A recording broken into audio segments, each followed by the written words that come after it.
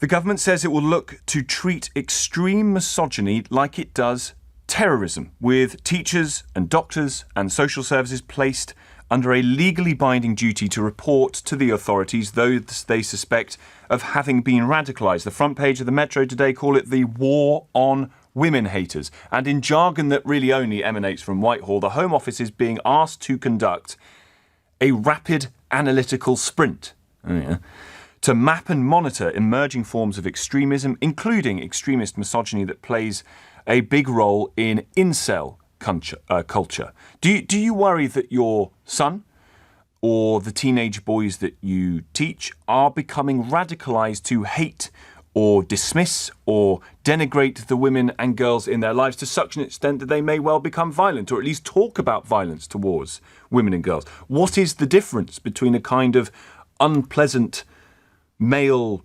laddishness and someone who might genuinely be a threat to you? Jonathan Hall, KC, is the UK's independent reviewer of terrorism legislation. Thanks very much indeed for coming on the programme this morning, Mr. Hall. Is this the kind of thing terror laws were set up to police, do you think? Well, I've seen the press release from the Home Office. They say that this is nothing to do with terrorism or prevent, so I'm going to take that at face value. What it is, though, is another example of trying to hunt for an ideology and then try and cure it. I think that history tends to show, at least in the context of terrorism, that hunting for ideologies is never practically very successful. So I think that there's reason to be sceptical that hunting down ideologies that might lead people or promote violence against is going to be the solution. There's another thing which I think one needs to discuss. We saw this last year, where the previous government was looking to try and label certain views extremist or certain individuals like extremist. We have to be aware that in the world there are lots of people who've got lots of different views. Mm-hmm. Some of those are views which we agree with, some of them we may not, and some of them we may find detestable. But generally speaking, society is better served with people having views, being able to discuss views, being able to think things in the privacy of their own heads and express them. And I'm slightly worried about a process where any authority or government gets to label one view an extremist or not. For example, someone will have a view of the role of women in society, the role of men in society. I won't necessarily agree with it. Mm-hmm. But to call that extremist is quite a big deal. And I was just thinking back to all the trans debates and people who had perfectly valid gender critical views who were at the time labelled extremist by other people online. Obviously, you wouldn't want to see the government entering into that sort of arena and saying, well, because you believe this, you're an extremist. So I think there's a sort of principled worry that I have about it, but practically, history doesn't tend to suggest that looking for ideologies is a way of curing a really important practical problem. That same principle that you worry about is the same kind of principle that those, particularly from, I guess, who are Muslim, would also worry about in the context of defining what extremism means. Jess Phillips, the Home Office Minister, saying you would just use the same test you would with far-right extremism or Islamism when it comes to those concerns around freedom of speech. At some stage, it crosses a line. Yeah, there's no simple test, though. Right. I think that when you see violence, you can see violence. When you see terrorism, generally speaking, you know it's terrorism. When you see an ideology on its own, when it's not accompanied by violence, when it's not accompanied by really horrific insults, it's quite difficult to say that is an ideology of concern. I mean, take, for example, someone from a religious group who's got very strong views that women have to be kept in a particular place, but they use no violence associated with it. Is that an ideology which is now extremist, which should be labelled as such, etc.? Doesn't that really test the whole notion of the Prevent programme as it currently exists for whether it's far-right extremism or Islamism? The thing about the Prevent programme, I don't think this is to do with the Prevent programme, from what I've seen. The Prevent programme is, the statute says it's about people who are at risk of being drawn into terrorism. We do know, unfortunately, what terrorism looks like. So you can sort of trace backwards and say, well, we've seen lots of examples of terrorism, these sorts of people who committed these terrorist offences, and therefore these sorts of people we should be worried about. Yes. I don't think the same is true if you increase the pot like that. I think the other point I was going to make is that this is really, I suspect, about online. And I genuinely wonder whether the ideological bit is as important as the online bit. I mean, generally, this is going to be young boys who are full of testosterone, who often feel quite alienated, who are thrashing around online. I mean, quite often in practice, you see people who are expressing hateful ideas, and they've got all sorts of ideologies. They just want to hate someone. They're totally attracted by that sort of sense of transgression online.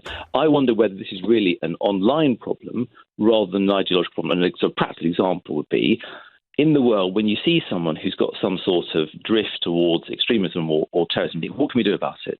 At the moment, we have a model where you might give them a mentor who will sit down with them and say, let's try and improve your life. The problem at the moment, if they're going online later that day, all of that's going to be completely trashed.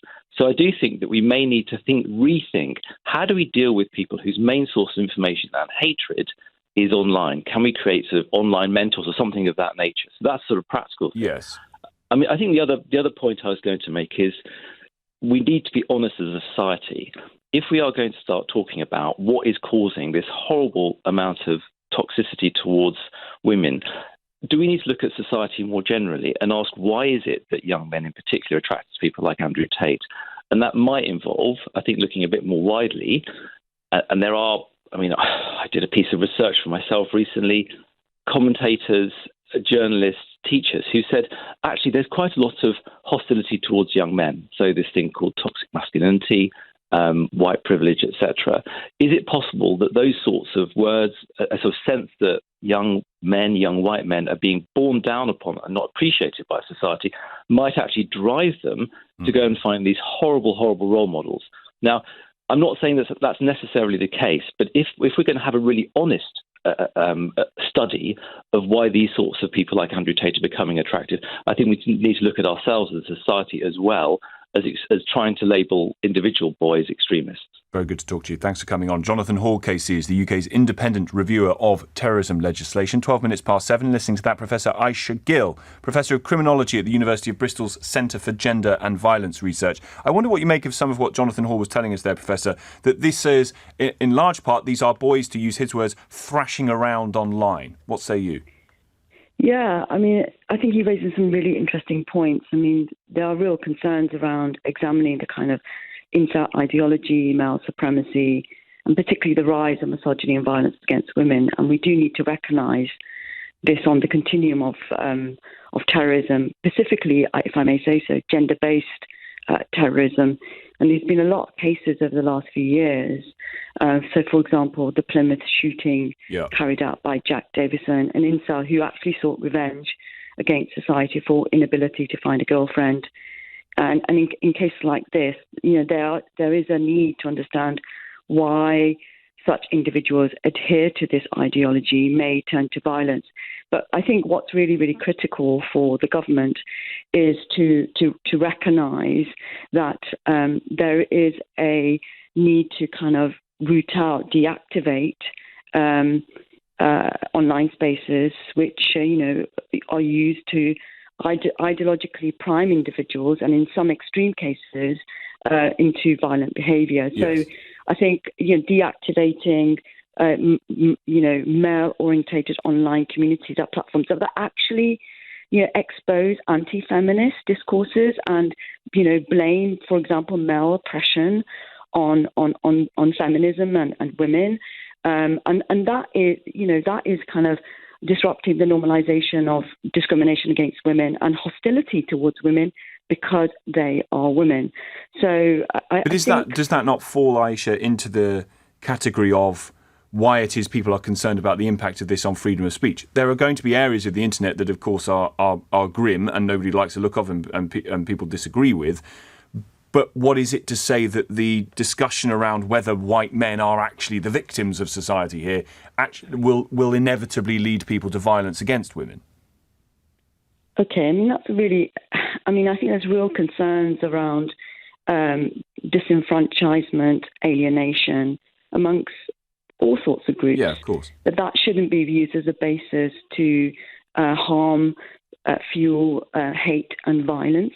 And, we are seeing an increasing rise. I don't need to remind you and your listeners, 2 to 3 women are murdered a week because they are women. In the case of the Plymouth killer, who shared their grievances, his remarks were such that he wanted to terminate you want to do. I like to think sometimes that I am like the Terminator, and just me against the world. Well, I'm sorry. I believe that we need to be much more vigilant, rooting out misogynistic behaviour, harassment at a time when women's lives are at risk. And Professor, thank you very much indeed for your time. Apologies for cutting off only to get to the news on time. Professor, thank you very much indeed. Professor Aisha Gill, Professor of Criminology at the University of Bristol's Centre for Gender and Violence Research. Misogyny, by the way, is a crime.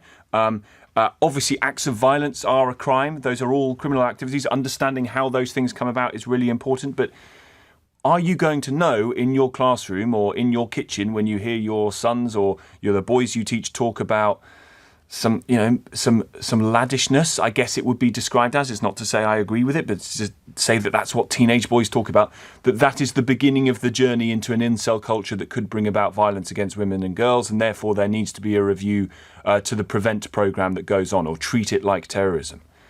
Do you think that's going to work?